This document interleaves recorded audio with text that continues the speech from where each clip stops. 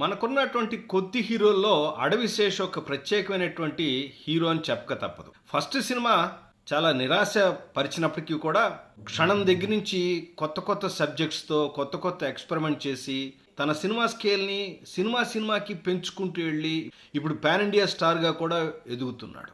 ఈ మధ్య ఇప్పుడు రిలీజ్ అయినటువంటి డెకాయిట్ అనే ఒక ట్రైలర్ రిలీజ్ అయిందండి. ఇది యాక్షన్ అడ్వెంచర్ డ్రామా లాగా కనిపిస్తూ ఉంది. సబ్జెక్ట్ చాలా ఇంట్రెస్టింగ్గా ఉంది. ఒక చిన్న పాప డైలాగ్ ఉంటుంది దానిలో, మీరు డాక్టరా అంటాడు, కాదు నేను దొంగనంటాడు డెకాయిట్.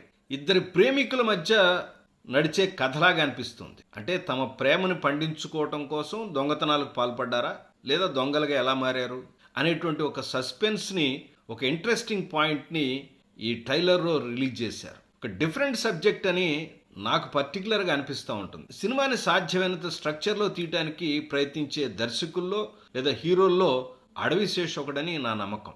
ఈ సినిమా కూడా ఆ నమ్మకాన్ని నిలబెడుతుందని నేను ఆశిస్తున్నాను. యాక్చువల్గా అడవి శేష్ డెకాయిట్ సినిమా అనేది మార్చి 19నే రిలీజ్ అవ్వాలి. కానీ దురంధర్ సినిమా రిలీజ్ ఉండటం వల్ల దాన్ని పోస్ట్ పోన్ చేశారు. అది ఏప్రిల్ 10. చూద్దాం ఈ సినిమా ఎంతవరకు మనని ఆకట్టుకుంటుందో. మీరు కూడా ట్రైలర్ చూశారనుకుంటాను. మీ అభిప్రాయాన్ని కూడా నాకు తెలియచేయండి.